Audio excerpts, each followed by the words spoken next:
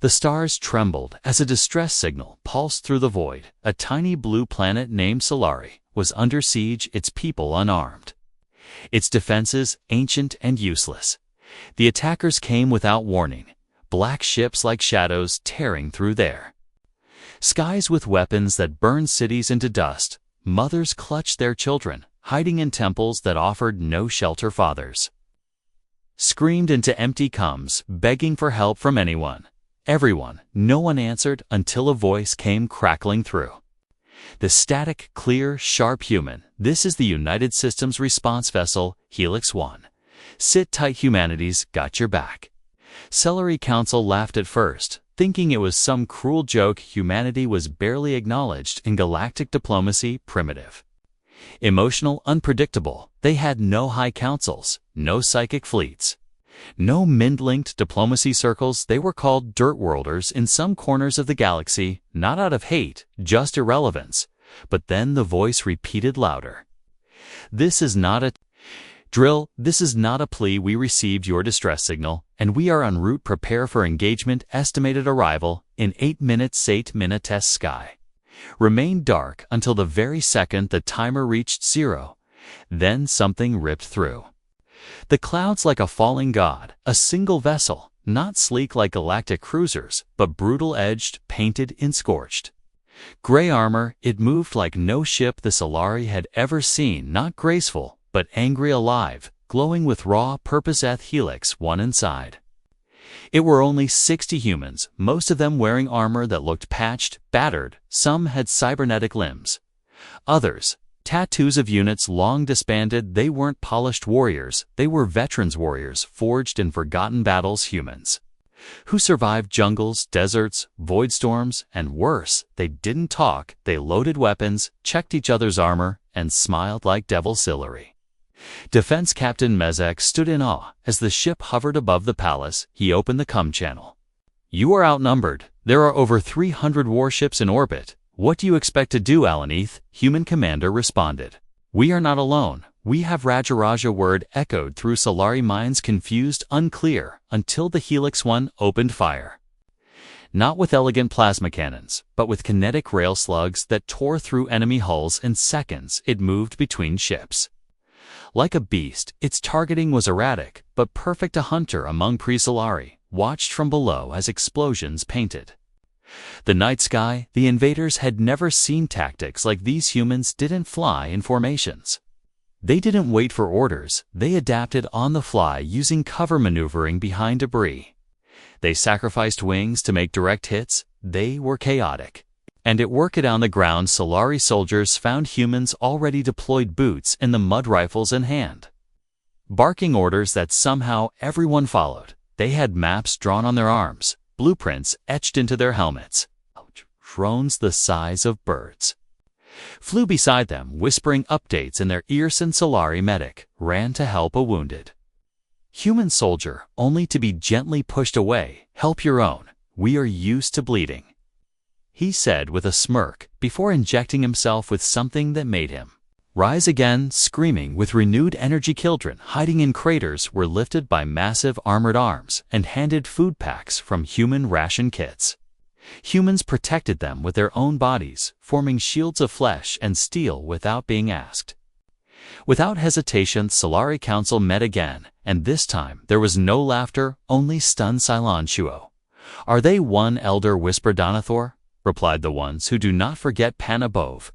Them Helix 1 danced through fire to enemy ships, tried to flank it, but it dropped a decoy module that exploded in raw electricity, shutting down nearby electronics. The enemies spiraled into each other, crashing into Solari mountains. Humanity was winning with 1 ship against 300, and yet they were not celebrating. Hun asked why. The human commander simply said, "This is not a rescue.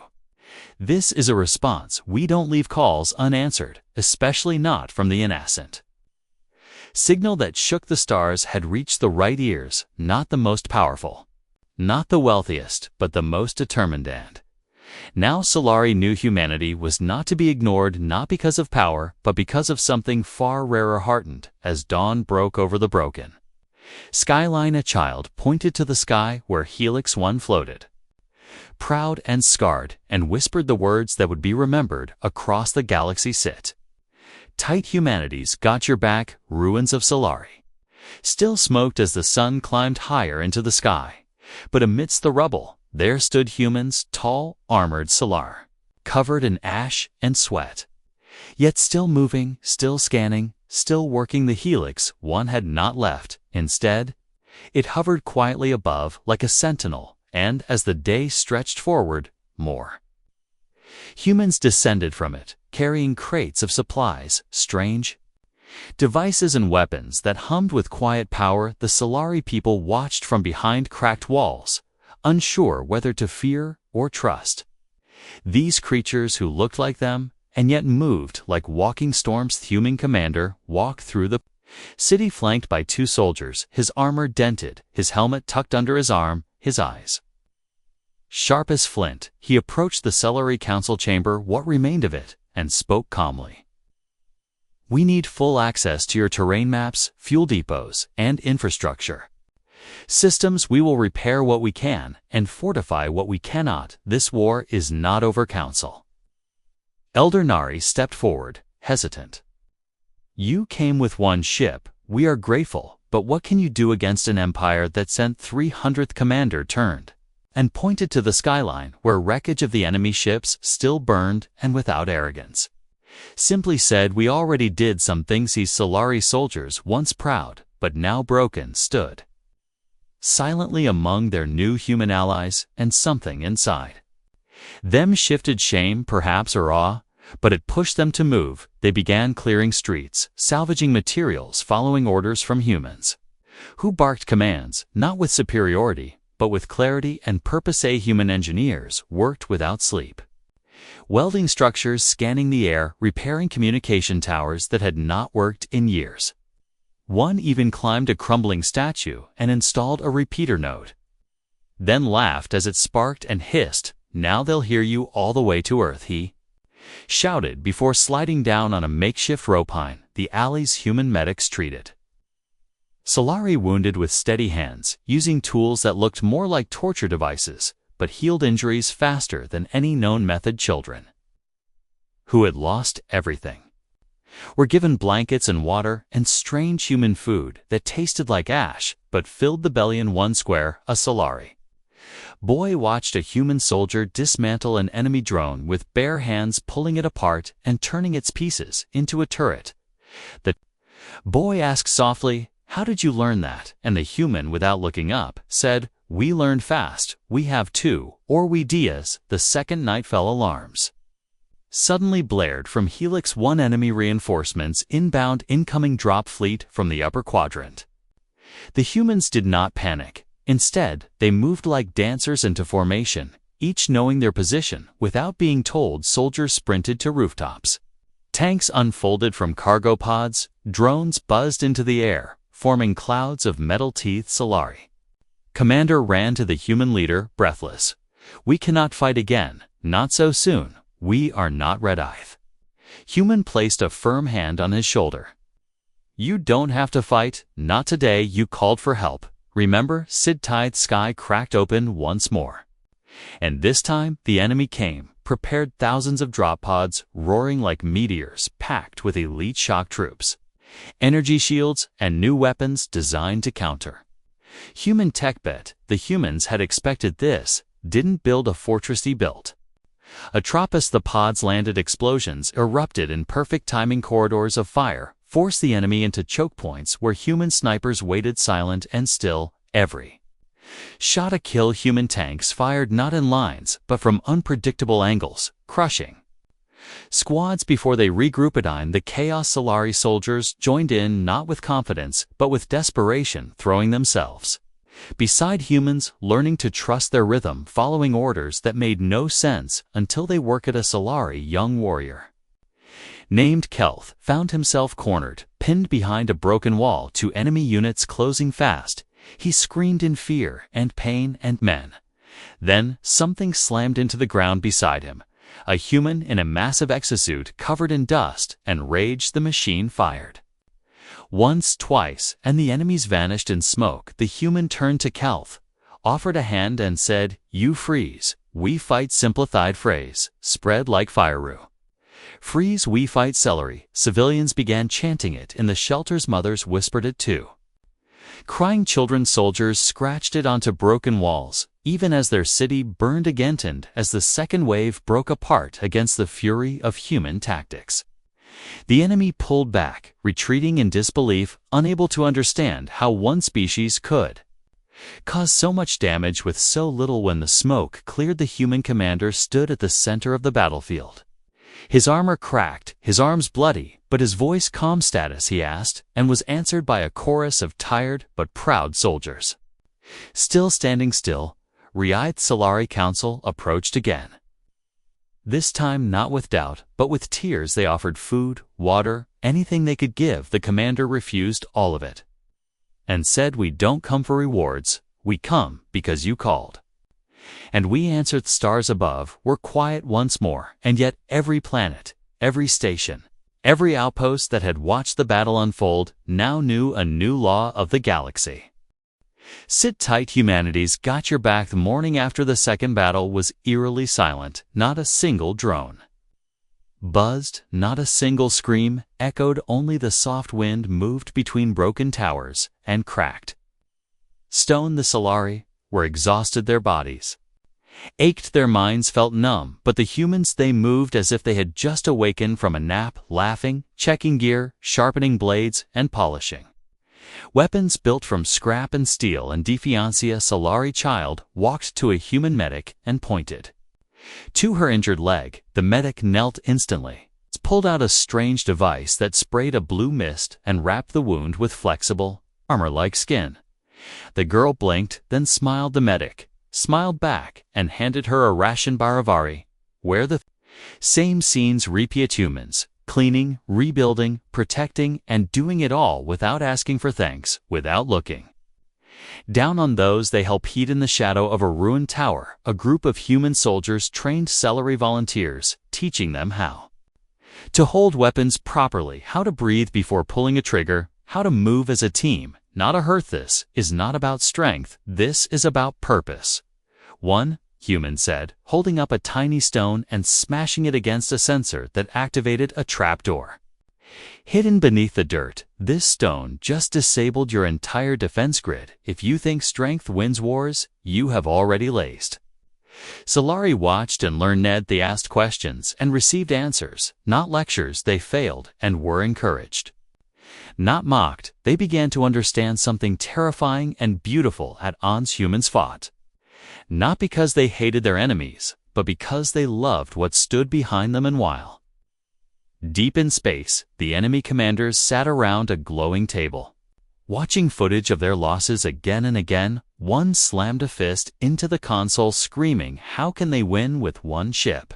How did they keep countering you?" Sanathor whispered the forbidden word, Deathworlders, term used in ancient records. Creatures from planets so hostile they adapted beyond logic, where fire, ice, and beasts of nightmares existed side by side, where survival meant learning pain from birth, where peace was not natural, but earned. Humans were from such a Placethi were not advanced in the traditional sense, but their brutality, their unpredictability, their sheer stubbornness made them an unstoppable variable. Enemy decided to deploy a mindstorm, an experimental weapon that targeted thoughts, dreams, sleep itself back.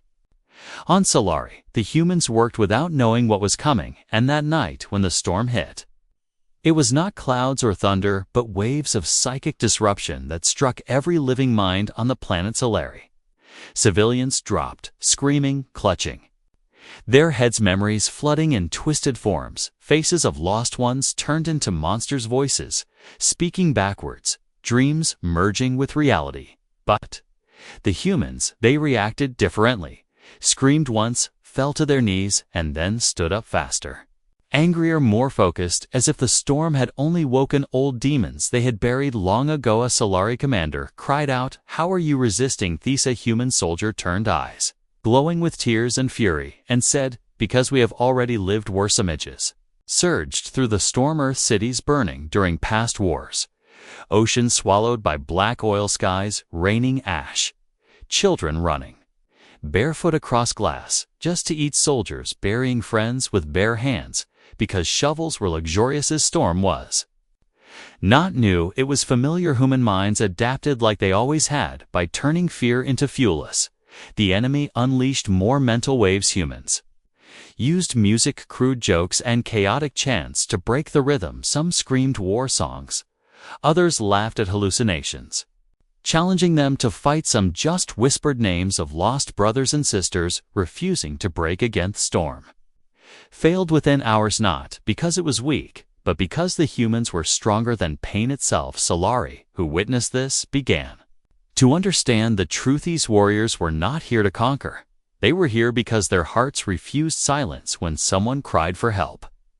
A Solari scientist approached a human technician and asked, "Why do you care? Why save Uz?" The human looked up from a half-built cannon and said, "Once when we were weak, someone saved us, to now we repay the debt." Uz. Words rippled across the camps, carried in whispers and tears and hapiv. Next morning, the humans did not wait for thanks. They simply continued fortifying, preparing, calculating what the enemy would do next, because they knew this fight was far from over in the distance. Enemy ships regrouped with new strategies, stronger armor, and crueler intentions. But they had made one fatal mistake. Had shown humans a cause worth bleeding for, and the galaxy would never be the same again. Because now more voices across the stars began whispering the phrase that once meant nothing, but now meant everything. Set tight, humanity's got your back. Air was thick with tension as the sun dipped below the shattered horizon, casting long shadows over the battered city. Solari was holding its breath, waiting for the inevitable return of the enemy. But the humans moved with calm precision. Their camp buzzed with quiet activity, soldiers repairing gear, engineers setting up new defenses, and medics tending to the wounded. But there was an unspoken understanding among them. This was no ordinary battle. This was a message the human commander gathered his officers around a flickering hologram of the enemy fleet. They pointed out weaknesses, routes of attack, and possible traps. But above all, they spoke of one thing, a clear warning to anyone who dared threaten the Innocente communication channel. Opened to the enemy flagship, the human voice came through steady and cold. "This is not revenge. This is protection." The words echoed through the enemy halls, confusing their leaders who had expected demands or threats, but never a promise of defense. Without hatred, a young alien officer named Kalen stared at the screen, his hands clenched in disbelief. Why would they fight not to destroy, but to protect? Back on Solari, the humans prepared for another wave, but this time they were joined by the people. They had saved men and women who had taken up arms beside them, their movements hesitant at first, but growing bolder with every passing. Al-Kalan found himself in the company of the human commander. After a ceasefire was called, he asked, "What are you humans? What drives you to fight for others even when it brings you pain?" The commander looked at him with tired eyes. "Earth taught us many things, but the most important is this: we fight because we remember. We remember those who could not fight for themselves. We fight because we cannot stand to see others suffer alone." Flashbacks flickered through Kalen's mind, images of Earth's past wars. Cities broken and its people scarred, but still rising, its children learning to laugh through tears, at soldiers refusing to give up even when hope seemed lost. The realization settled deep inside him: humanity was more than a species. They were a force of will, fueled by pain, love, and unbreakable loyalty. That night, Kalen walked the human camp, watching soldiers share stories and laughter despite the looming threat. He saw the wounded carried not as burdens, but as brothers and sisters whose lives mattered. He overheard a human nurse soothing a frightened child, "Tell me your fears, and I will help you face them." The phrase haunted him. Sit tight, humanity's got your back. It was not just a promise, it was a creed, a vow that echoed in every human heart. Suddenly, the enemy launched a surprise attack, targeting Solari's communication arrays. Cutting off all contact with distant allies, the city plunged into chaos. But the humans reacted swiftly, coordinating defenses with hand signals and pre-planned codes. Kalen fought beside them. Feeling strength he had never known, he saw humans shield. Civilians with their bodies fight until their limbs trembled and yet never falter in spirit.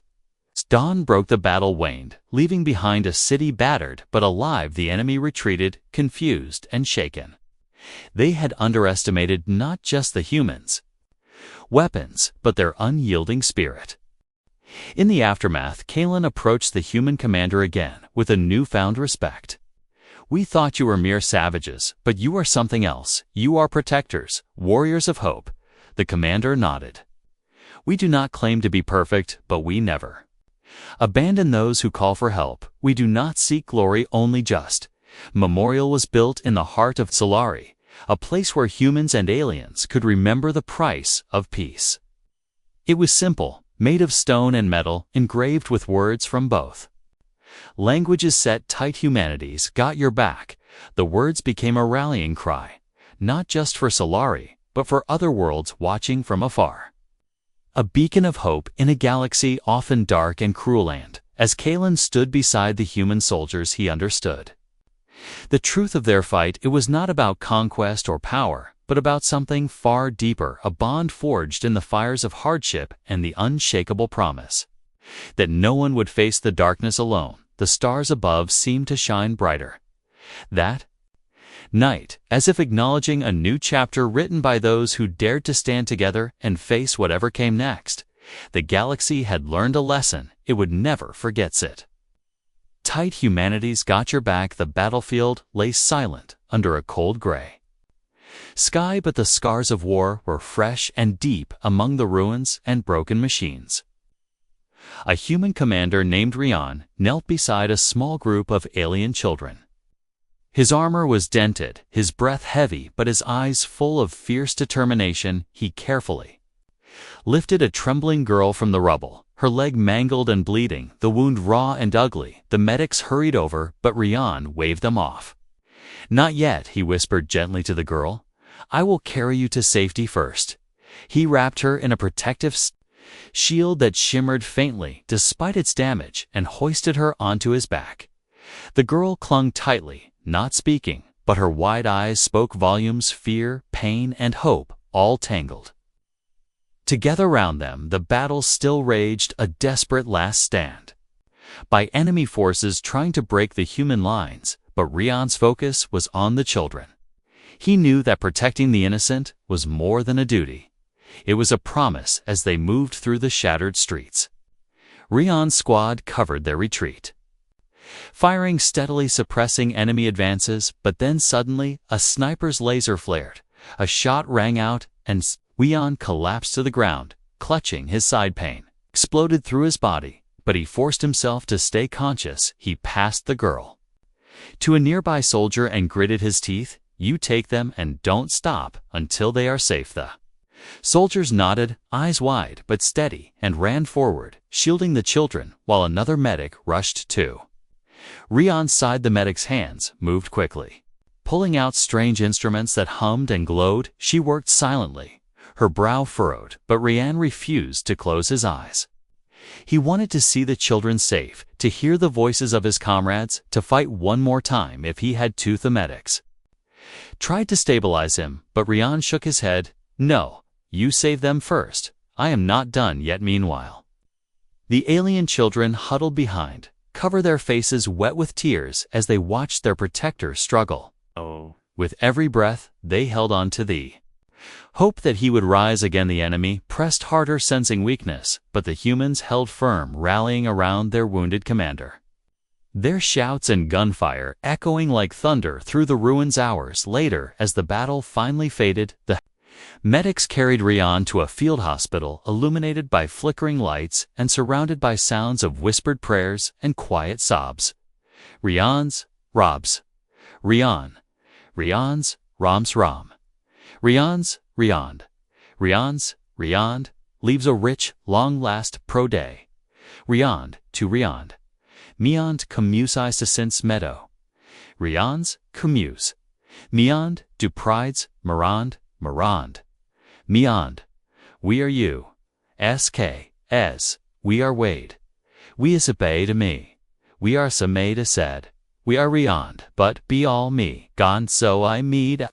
S eyes fluttered open to see the alien children gathered at the entrance, their faces filled with gratitude. And worry he reached out weakly, and one child took his hand, holding it gently, as if afraid to let go of Solari. Elder approached him, tears shining in her eyes. Thank you for saving our children, she said. Your courage is a light in this dark time, Rian. Smiled faintly and whispered, we all fight for those who cannot fight for themselves.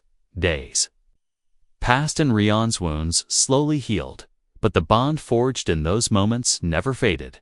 The aliens began to see the humans, not as strangers or saviors, but as brothers and sisters who would stand in the fire with them. The story of Rian's sacrifice spread across the planets, inspiring others to rise up and fight alongside humanity.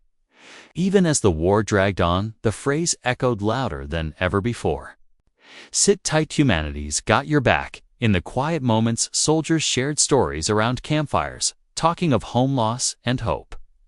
They spoke of battles won and lost, but always of the reason they fought, not for glory, but for the faces of the innocent. They had sworn to protect. Rian's voice came through the comm channels, to every soldier, every ally, reminding them of their mission. You are the shield for the weak, the light in the darkness, the promise that no one stands alone. The galaxy was changing, and in its heart was a truth, simple yet powerful, that no force could break. Humanity fought not because they were the strongest, but because they never forgot the cost of turning away. Nand. Somewhere deep in the stars, a child whispered once more, sit tight, humanity's got your back. Enemy's fury was relentless, their fleets darkening the skies above Earth, their weapons casting shadows over the cities. Humanity had fought so hard to protect, but Earth was no longer the helpless planet it once was. Decades of hardship and war had forged a people who knew pain but refused to be broken when the warning came that the enemy was coming for Earth itself. There was no panic, only preparation. From the icy poles to the vast deserts and towering cities, every human stood ready. The fleets of ships, once scattered, now united in a single purpose. As ancient protocols long buried were awakened, the ground forces mobilized warriors, trained in forgotten arts, armed with weapons forged in the crucible of countless battles. The very air hummed with anticipation and silent promises. The enemy expected an easy conquest, a prize after years of crushing others. But what they faced was a storm, centuries in the making, of force that had learned to survive impossible odds and transformed despair into strength. As the first enemy ships entered Earth's orbit, they were met with a barrage of fire, unlike any the galaxy had seen. Explosions blossomed across the void. Ships tore apart before they could deploy their deadly payloads. The human fleets moved like living predators, cutting through the darkness with ruthless precision. The surface, the cities were fortified with layers of defenses, both old and new. Drones patrolled the skies, energy shields shimmered over vital infrastructure, and soldiers stood shoulder to shoulder, ready to defend every inch of their home. Ancient war protocols activated across colonies on distant moons and planets. Humans rose as one from the ashes of countless battles, their voices united in cries of defiance as they launched coordinated strikes, crippling the enemy's supply lines, cutting off reinforcements, and striking fear into the hearts of their foes. The alien observers watched in awe and fear as Earth fought not with arrogance, but with a deep and unyielding will to survive. The mercy shown to those who called for help, now understood as the true measure of humanity's strength. Amid the chaos, a leader emerged from the shadows. The human commander who had once answered the call from Solari stood tall on the bridge of a colossal warship, his eyes burning with determination as he directed the battle with calm authority. Every move calculated, every strike purposeful. He knew this was not just a fight for survival, but a test of what humanity stood for, a declaration that no matter the darkness, they would rise and protect those who could not. Protect themselves, the enemy's attacks grew desperate, launching assaults that sought to break the human spirit, but every attempt was met with resilience. Every blow answered with greater force on the front-line soldiers. Shared stories of sacrifice and courage of friends lost in victories won, their bonds forged stronger than steel. Their resolve unbreakable, the galaxy witnessed a new legend being written. The story of a people who refused to bow, who chose mercy over conquest and strength over cruelty, and the final enemy ship fell silent and the last missile was intercepted.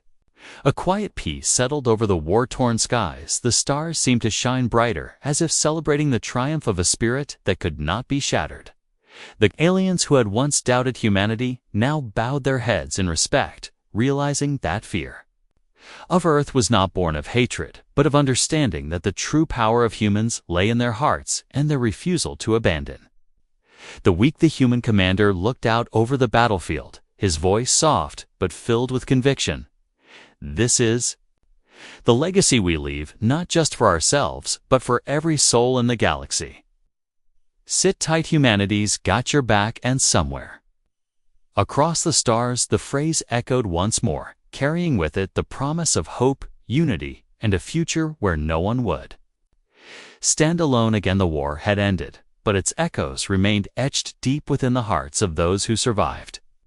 The stars above twinkled softly over a galaxy forever changed by the courage of a species that had refused to turn away in the darkest hour. On Solari and countless worlds, once broken and battered people gathered to remember those who had fallen and to celebrate the bonds forged in fire and sacrificing.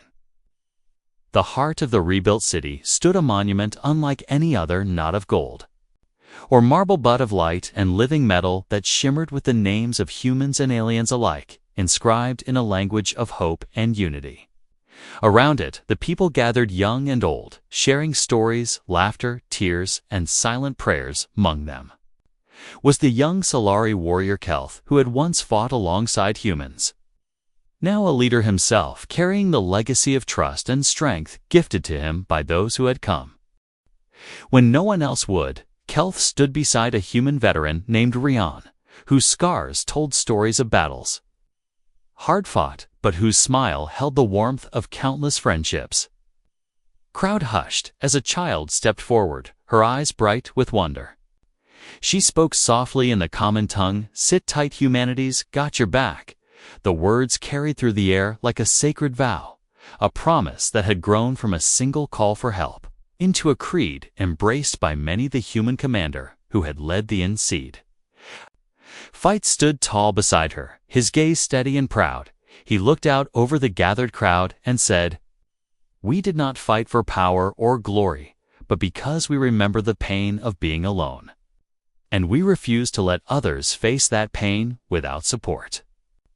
We are not rulers of this galaxy, but its guardian stairs flowed freely as the people embraced each other, the barriers of race, species, and history dissolving in the light of shared humanity and compassion. The legacy of the war was not destruction, but connection, a reminder that even in the vast loneliness of space, no one had to be alone.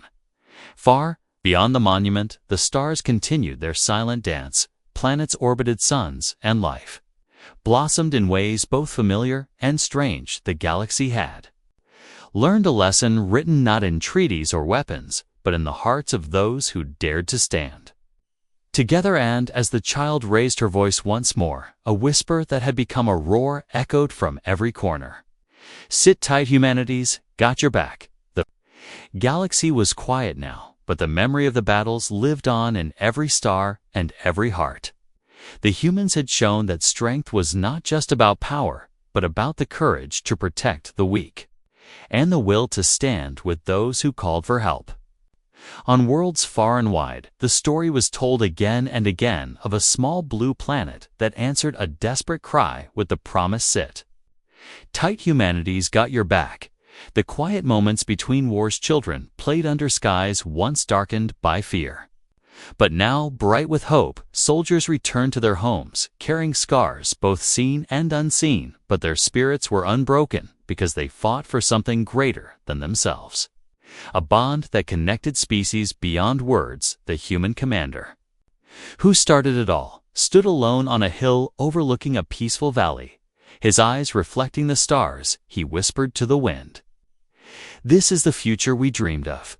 A future where no one faces darkness alone, where help is never far and hope is stronger. Then fear behind him, the monument glowed softly, a beacon to all who passed, reminding them of the promise made in a time of despair and kept with unyielding. Hearts it tight, humanity's got your back. The words were not just a saying, but a legacy, a light. To guide the lost and a shield to guard the weak, the galaxy had changed forever because of that simple truth and the humans who lived it. Every day, somewhere deep in the endless night, a star flickered once more, as if to say, yes, we are here. And we will always be the end.